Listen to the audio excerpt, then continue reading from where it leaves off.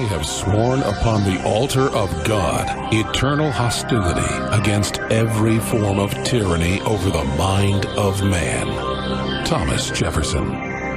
Live from Austin, Texas, broadcasting worldwide, it's Alex Jones. We'll take a final call from Jewel in Ohio. I appreciate Jewel holding. Jewel, you're on the air. Go ahead.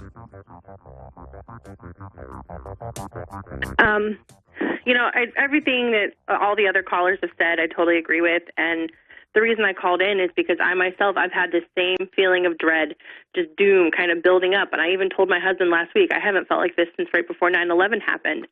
So I think, we're all kind of feeling the same thing. And I just think God is putting this feeling in us so that we can do something about it. Well, that's right. And a lot of that has to do with Trump pulling out of Syria, which everybody wants to hedge their bet and go, oh, we let the Kurds down. Obama went and started that war. They destabilized the whole place. Millions are flooding into Turkey. The plan is to collapse Turkey into Europe. Erdogan's threatening to send them into Europe if we don't stop it. And so he's pushing them back in there. And none of that's good. It's not fun. We didn't start it. But the fact that for the first time in 50, 60 years, we're not starting a war. We're pulling out of somewhere. It's not cutting and running. It's stopping the destruction of this country. Let me go to Steve and get his take on that. I just want to comment on what she just said about this feeling. You talked about it when you kicked off the show this morning, Alex, and I'll tell you, it really, when you see all this stuff, Pelosi wearing a bullet bracelet, with orange on it, and the connection with Donald Trump is orange hair and all these other things. They're all into Aleister Crowley voodoo. They're all into it. They're all doing rituals. Yeah, but here's the thing. When she said this feeling, I don't know what it's all for. I'm going to tell you what it's all for. It's very simple. God wants us to pray. This is why he allows us to feel this unexplainable tension or anxiety, whatever you want to call it. He wants us to pray. It's a signal. Just like when you wake up in the middle of the night and somebody you haven't even seen for years comes into your head, and you should start praying for that person. Because in the next day, you find out they died that night. Could be. Or they're in prison, or they were in a car wreck. Absolutely. And that's what I for weeks, I said, months, I'm angry, I'm frustrated, I don't know what it is, I'm supposed to do something. And it hit me just the other night is, I need to pray.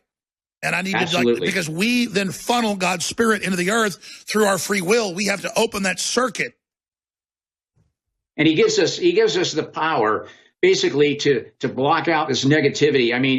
If you're watching TV, if you're watching mainstream media... the minute I start praying, the anxiety goes away. And I want to get back to that. Jewel, great point. Anything else? I just wanted to give a quick shout out to the products that I use. A ton of your products. We love them. The X2 has been absolutely life-changing for my oldest son who has autism. It's completely turned his life around and made him be able to function normally. So I just want to thank you for that, and I will always buy your products. Well, ma'am, don't thank me. I've got I meant to do this today. Stacks of mainline articles and studies that they had tens of millions of people that wouldn't talk, who were basically autistic. They didn't call it that in China till they put iodine in their water supply, and now their IQ keeps climbing and climbing while ours is dropping. The globalists know what they're doing. They then put the bad halogen fluoride in to make it even worse. Yep, it turned his life around. He's you wouldn't even know he's autistic anymore, and it was all from a Hep B vaccine a rogue nurse gave him at birth, and that's what did it. And, X2 took that out of him. I know so many people that have, particularly boys, don't have strong blood-brain barriers like girls. They're 18 months, they're talking, they're healthy, they give them that shot, and they never talk again. God bless you, Jewel. I'm sorry we're out of time.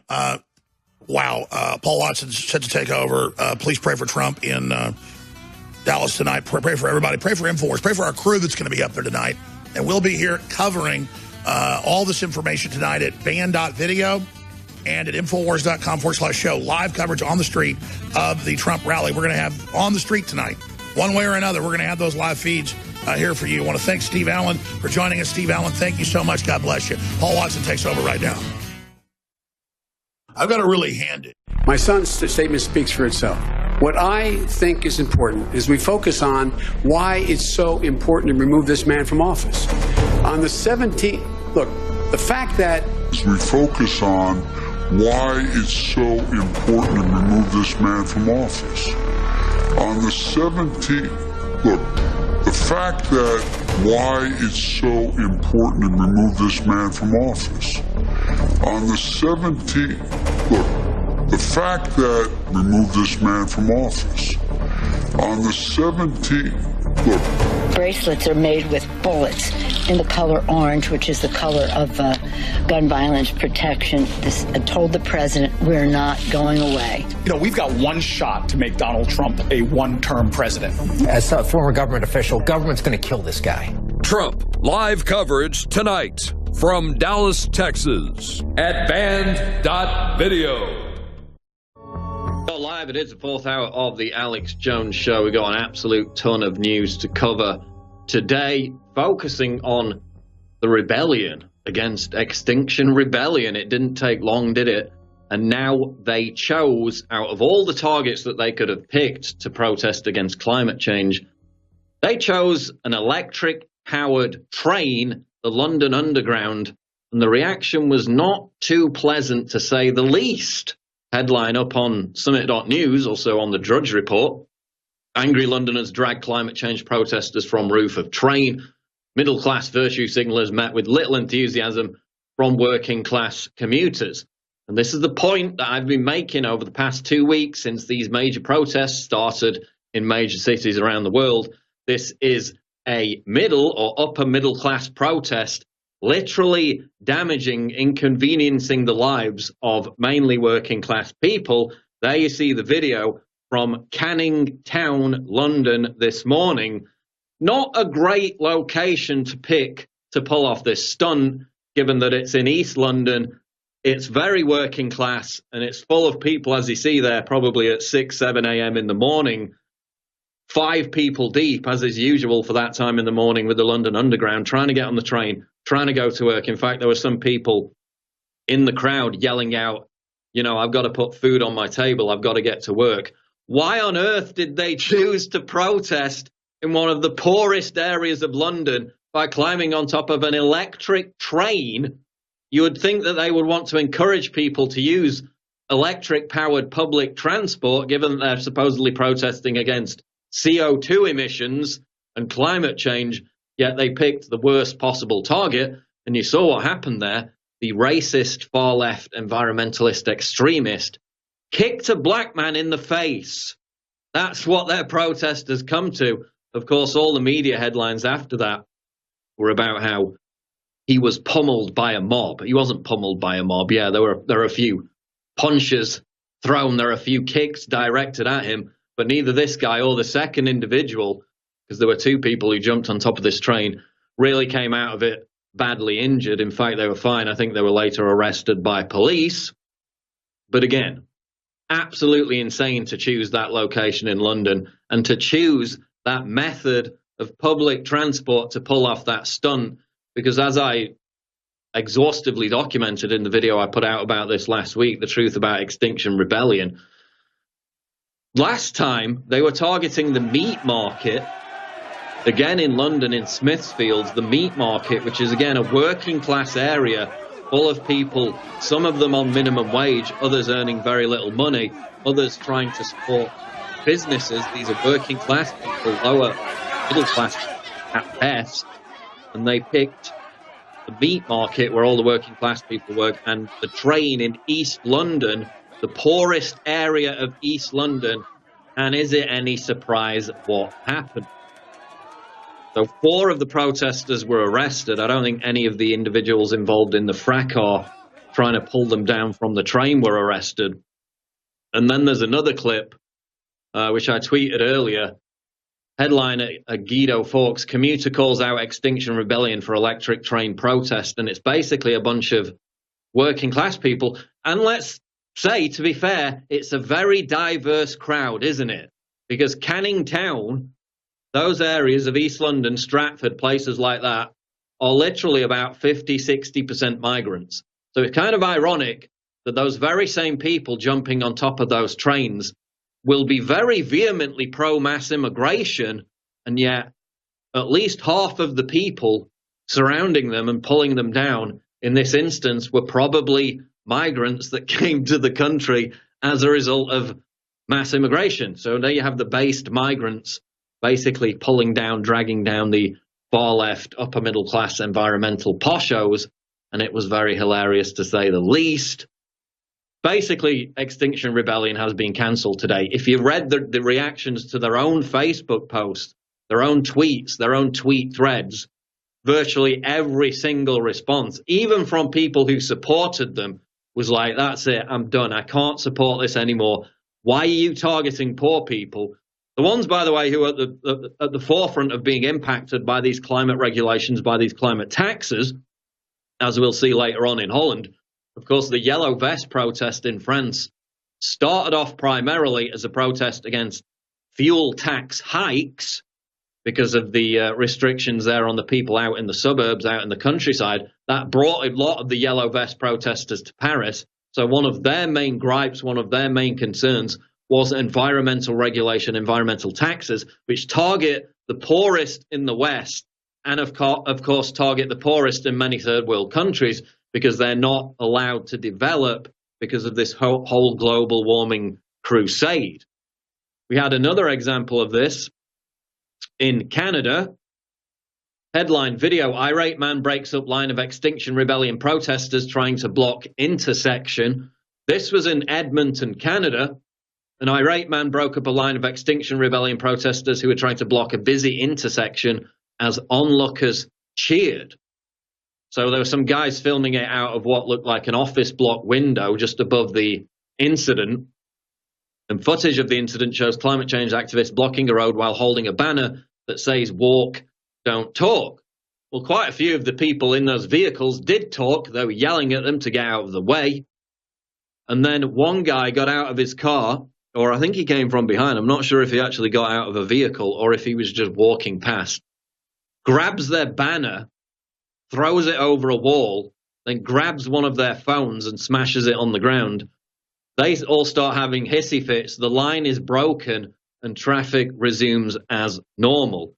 And the people commenting on it as they film it from the window are quite funny as well. They say, that was brilliant. That was effing amazing. That guy's my hero. So again, the rebellion against Extinction Rebellion continues to expand across the United Kingdom and across Canada because people are sick and tired of being told how to live their lives by these privileged upper middle class snobs who fly to Daddy's ski lodge in Stade, Switzerland, 3 times a year. Somebody pointed that out on a tweet thread a few weeks ago.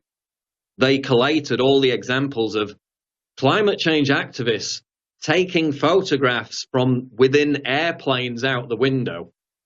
And of course, then he had Greta Thunberg, who literally pals around with Arnold Schwarzenegger, a guy who has a garage full of muscle cars and tanks, Leonardo DiCaprio, who goes on yacht cruises on giant 400-foot yachts owned by Middle Eastern oil billionaires.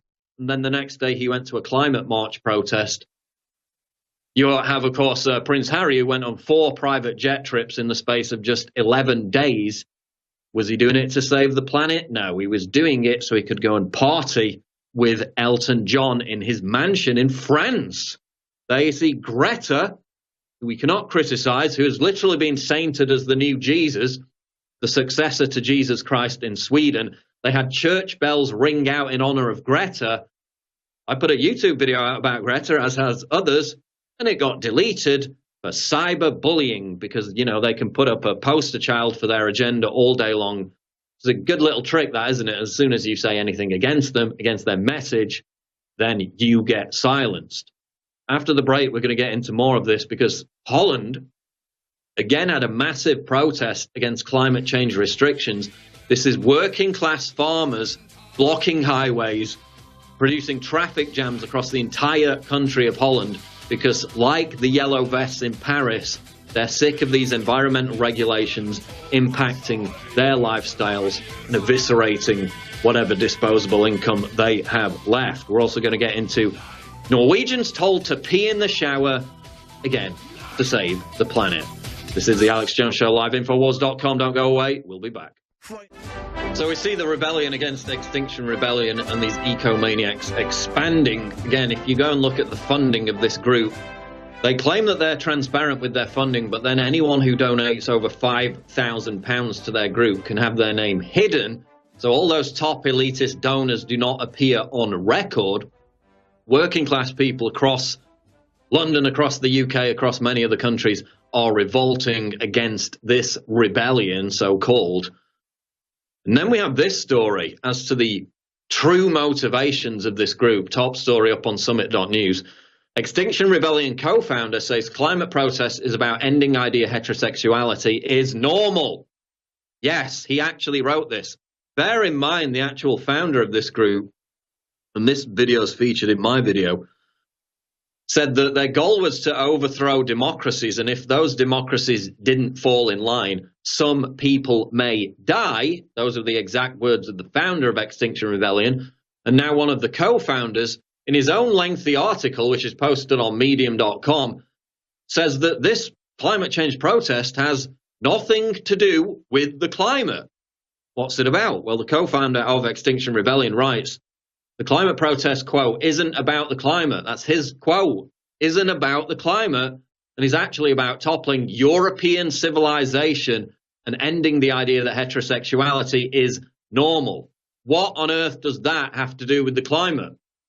Well, in a lengthy article for Medium called Extinction Rebellion Isn't About the Climate, Stuart Basden, who again is one of the co-founders, was there right at the start when this group emerged, reveals the true goals of the far-left environmentalist action group.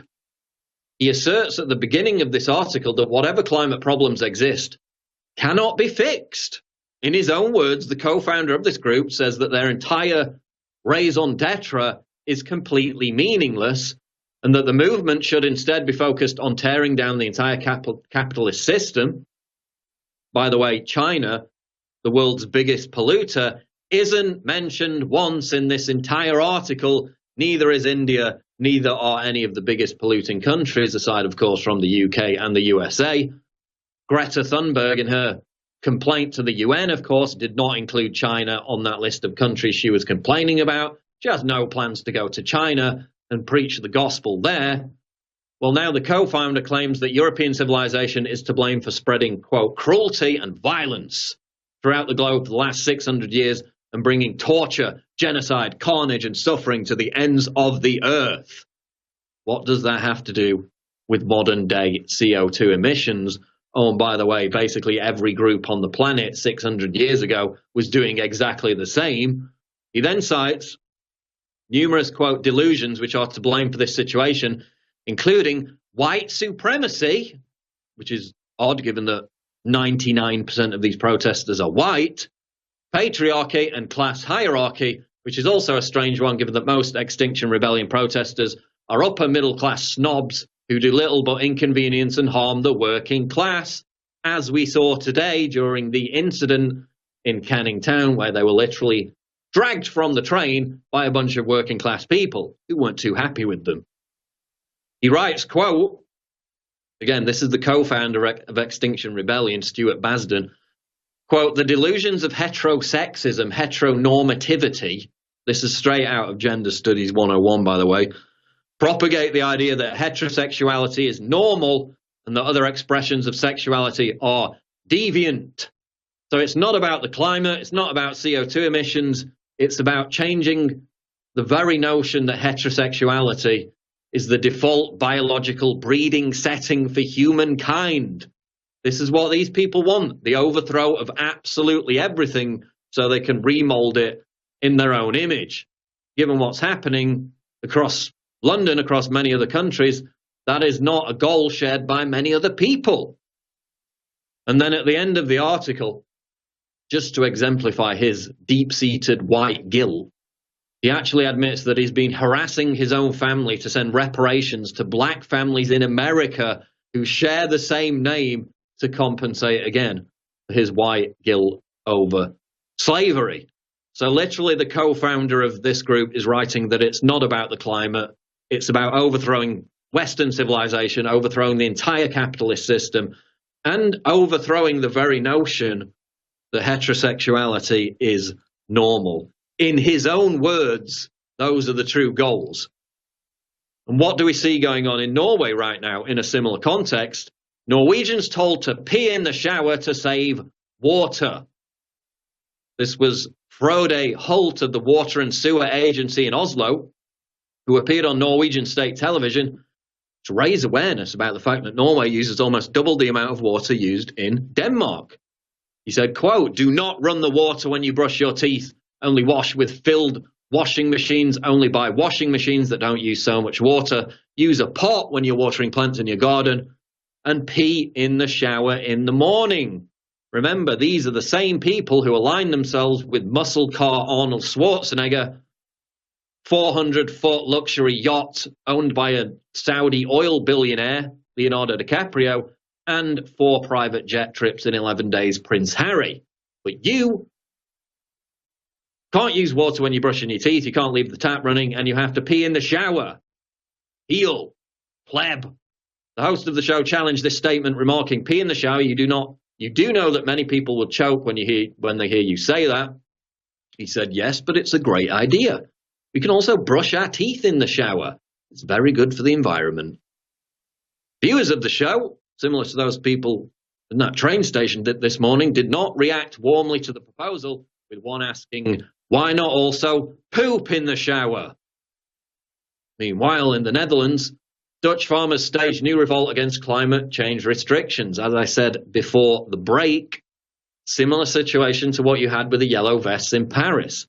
A gas tax hike was what brought them out on the streets against Macron initially. That's partially what he had to back down on to try and assuage those protesters. Didn't really work. They're still out on the streets. It just doesn't get as much media attention. Well, now farmers in the Netherlands are staging a new revolt against restrictions on livestock related to climate change, with one telling the state broadcaster how he is sick of being lectured about nature by middle-class city dwellers who have 2 plants on their balcony. Demonstrations began earlier this month. Of course, we covered it back on October 1st when they started. Why are the Dutch farmers protesting? Because the government came out and announced that they would have to slash their livestock production by up to 50% to meet commitments on reducing nitrogen emissions. And by the way, those same restrictions will not be levied against the aviation industry, only against working class and lower middle class farmers. Is it any wonder why they're absolutely furious, why they're clogging up major roads and highways and causing traffic jams across the country? They actually called out the Dutch army to try and deal with this, to try and put roadblocks up to stop them getting to the major cities. Didn't really work. Misha Bauer of the Farmers Defence Force told the state broadcaster, "Last year you didn't hear anything about nitrogen, and now it's suddenly a mortal question." Farmers also argue that their crucial role in food production is being overlooked and that they are being blamed for climate change. So basically, a Dutch court said the government has to impose these draconian regulations on nitrogen emissions. That would result in 50% livestock production reduction for the Dutch farmers, and they are out there on the streets defending their very livelihoods. We'll be back. Breaking news at Infowars.com. We're back live on the Alex Jones Show. We're going to get back into some big free speech news. Mark Zuckerberg talking about how Facebook is really getting behind free expression once again, and you can believe him, can't you? But before we go to that, I'm going to tell you about the amazing deals we have at InfoWarsStore.com. Because unlike Extinction Rebellion and all these big far-left social justice groups, we don't get giant fat checks from NGOs and people like George Soros. So the only way we can survive is to count on your great support. And right now we have the Everything Must Go emergency sale at InfoWarsStore.com, where we've got 40 to 70% off dozens of products because we're making room in our warehouse and trying to secure funds to purchase inventory for the next year. So everything must go, and we need your help to blow out our products and help InfoWars expand. We've already sold out of products like Vitamin Mineral Fusion and Pollen Block, but we're giving you even greater savings on some old and new favorites to make this a true 360 win. To make sure you get the most out supporting the InfoWar, we're bringing you 40 to 70% off dozens of products, free shipping, and double Patriot points. So you can get your Christmas shopping done early, because there's no guarantee these products will be available for the rest of the year. We have Survival Shield X3, a 2-ounce bottle at 70% off, massive discount. The 360 Immune Defense combo with Immune Wall and Silver Bullet, that's just $19.95, a 71% saving. Gut Fusion is available at 50% off. Survival Shield X3 1-ounce bottle, 60% off. Vaso Beat is available at 50% off. We have the Ultimate Fish and Krill oils at 25% off. The Super Silver Skin Cream is 30% off and selling out fast, plus lots of other great deals at InfoWarsStore.com, where we have another ton of products available at 50% off, including BrainForce Plus, Survival Shield X2, and the fantastic energy drink Turbo Force, free shipping, double Patriot points. That is the Everything Must Go emergency sale, available right now for a limited time only at InfoWarsStore.com. Please support this network. Now, Mark Zuckerberg got up in front of Georgetown University today and said how much he really cherishes free speech, because it's not like he literally bans people for having certain opinions and prescribes what opinions you're allowed to have by making that a warning. How dare you even post an image of Alex Jones, for example? Big Zuck is watching. Well, now he's cast himself and his company, reports Axios under the headline, Mark Zuckerberg doubles down on free speech, as champions of free speech. This is truly clown world stuff. In a 45-minute talk, he said, quote, I believe we have two responsibilities: to remove content when it could cause real danger as effectively as we can. Unless it's literally entire pages devoted to wanting to assassinate Trump, then they stay up for months and months and months. And to fight to uphold as wide a definition of freedom of expression as possible, not allow the definition of what is considered dangerous to expand beyond what is absolutely necessary. This is a company that literally banned me for no reason whatsoever, and then when they finally came out with a reason, they said it was because I interviewed Tommy Robinson 3 years ago on a completely different platform. Is that a wider definition of freedom of expression as possible? Is shadow banning conservatives? Remember back in the day, before all this occurred, before the social credit score was brought into fruition, they literally had people removing trending topics from their trending list if they were conservative talking points, even if they were organically trending. Zuckerberg said, quote, I believe people should decide what is credible, not tech companies. When it's not absolutely clear what to do, we should err on the side of free expression. The tech companies literally decide that because they prescribe the opinions you're allowed to have. He got up in front of Congress, as did Sundar Pichai, and said they don't remove content based on partisan issues.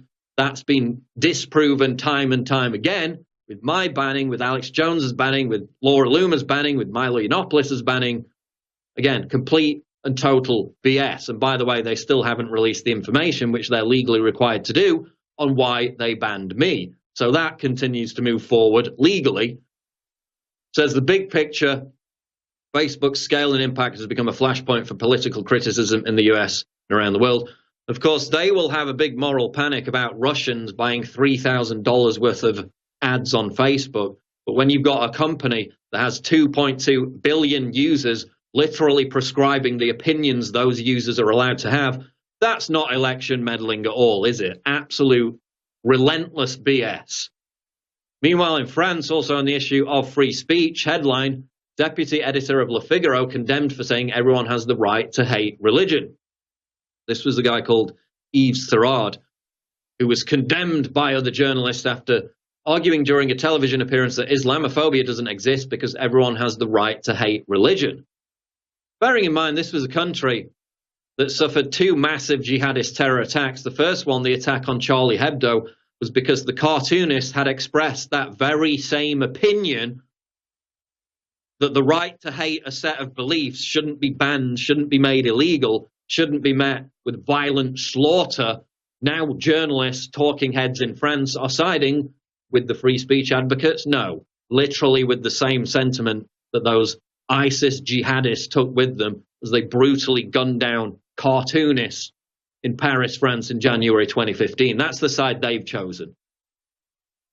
So he basically said these comments in the context of a discussion surrounding the banning of the Islamic veil in public, which is supposed to be the law in France. It is never enforced.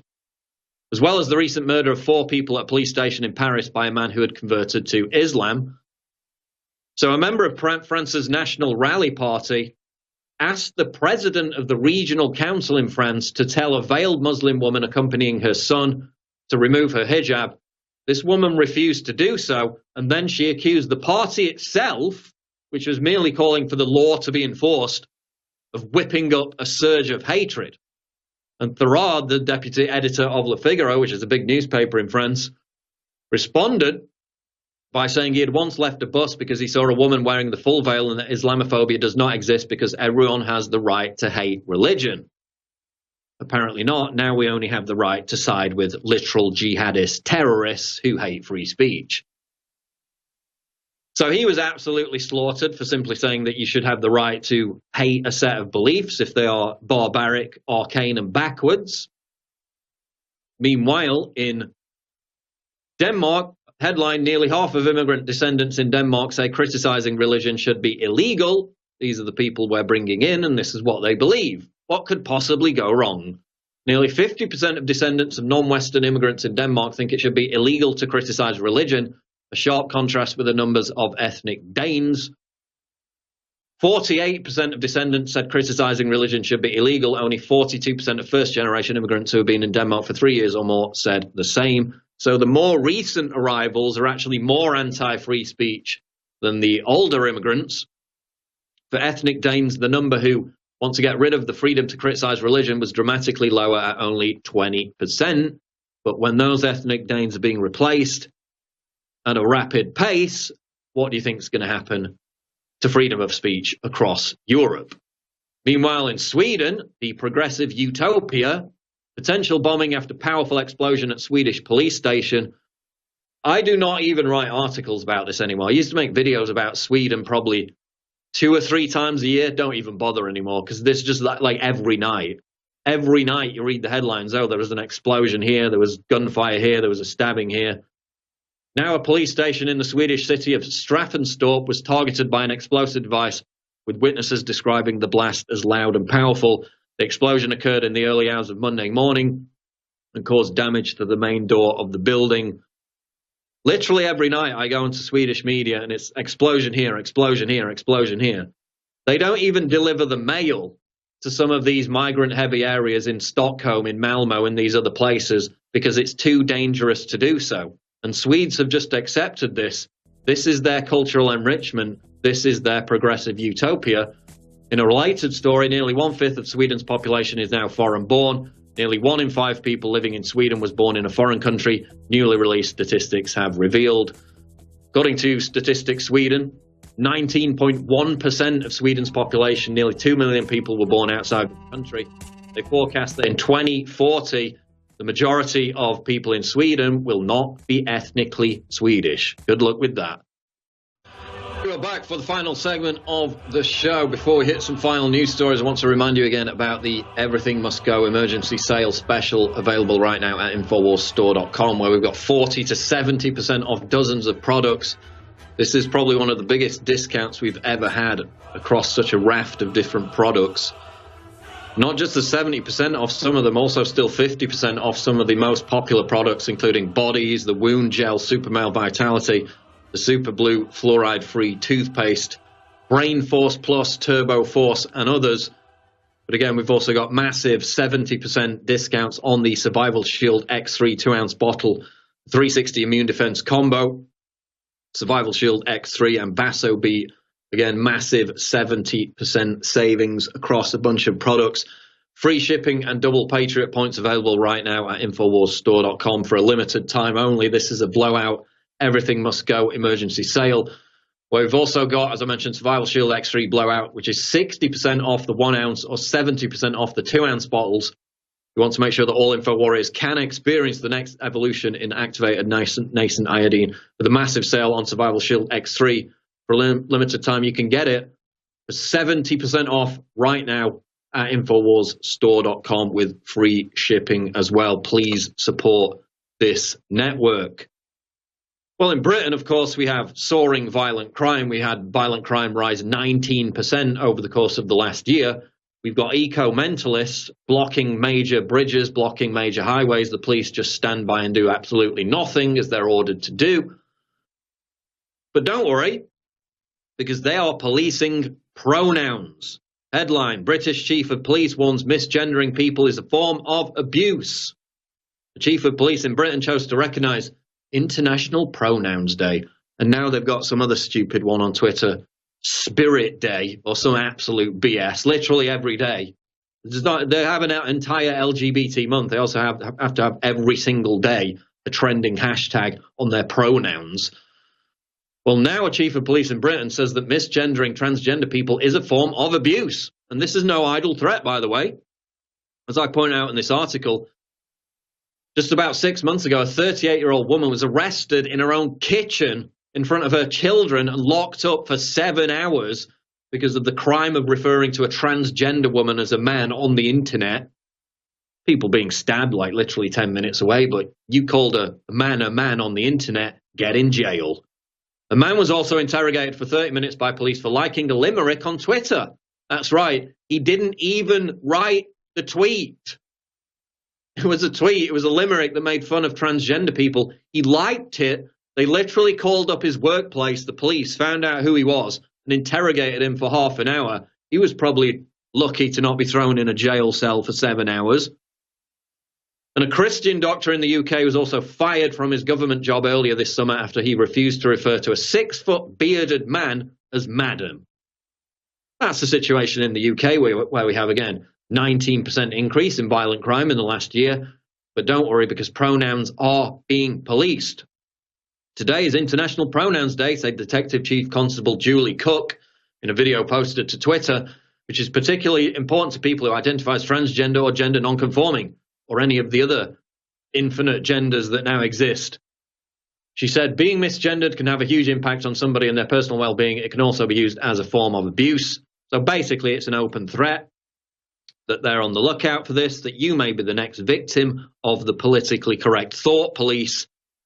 Last time, this video of this police chief talking absolute nonsense. She really looks like she believes it as well.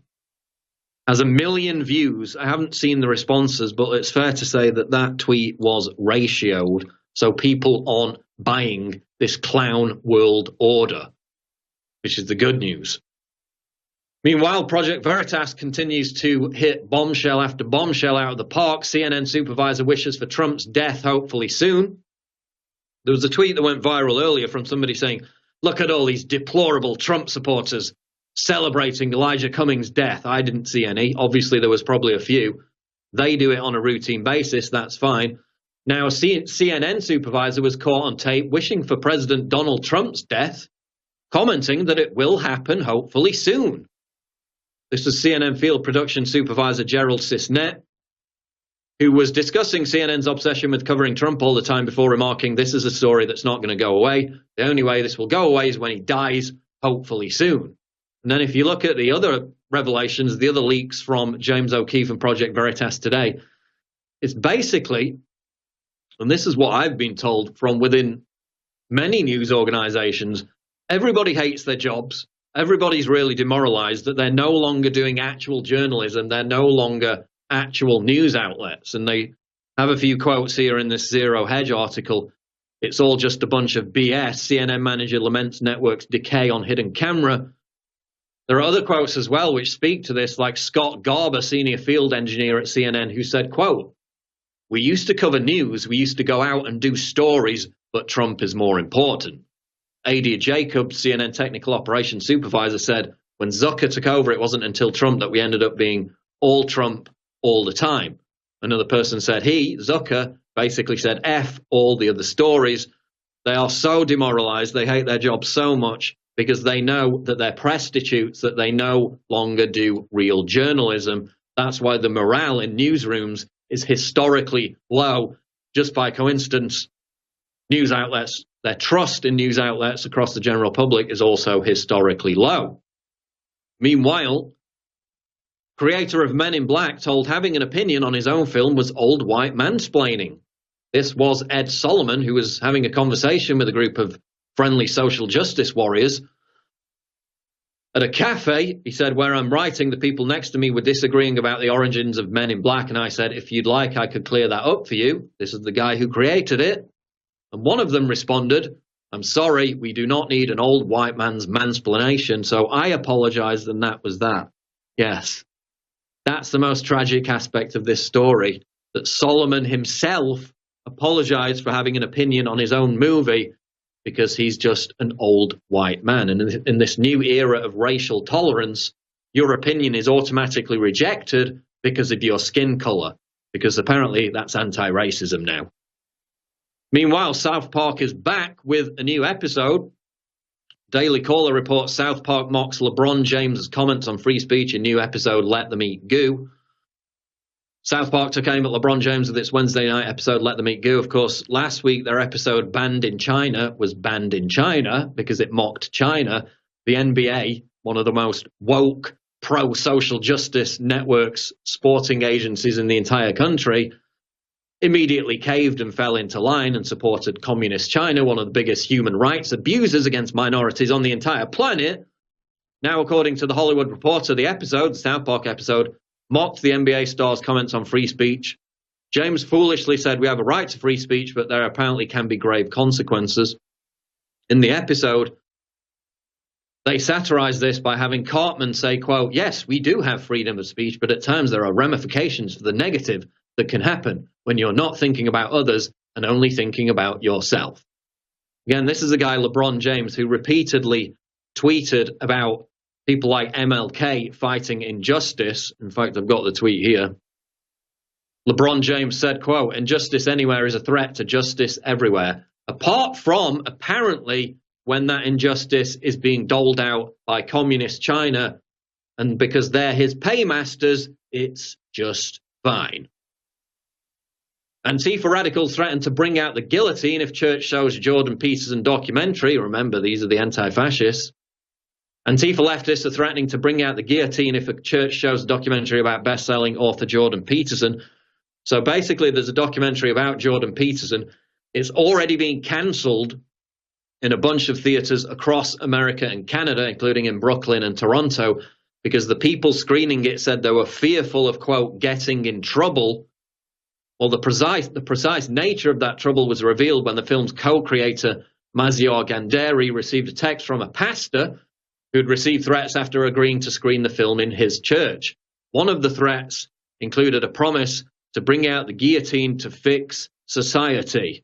So much for the tolerant left. Suicides and homicides on the rise in young people. This is a CDC report. This is a report out of NBC News. Suicides and homicides are on the rise among children, teens, and young adults in America, according to a new report that highlights what experts say is a disturbing trend among the young. From 2007 to 2017, the rate of Americans ages 10 to 24 who died by suicide rose by 58%. And people have done the comparisons with that, noting that the decline in faith, belief, religion has also declined by almost the same figure over the course of the last 10 years amongst young people in that age bracket. What a coincidence. It also has ties, of course, to the detrimental, horrific effects that social media has on the mental well-being of young people, which has not been studied nearly enough. That's going to wrap it up for the show. Coming up next, War Room with Owen Schroyer, breaking news at Infowars.com.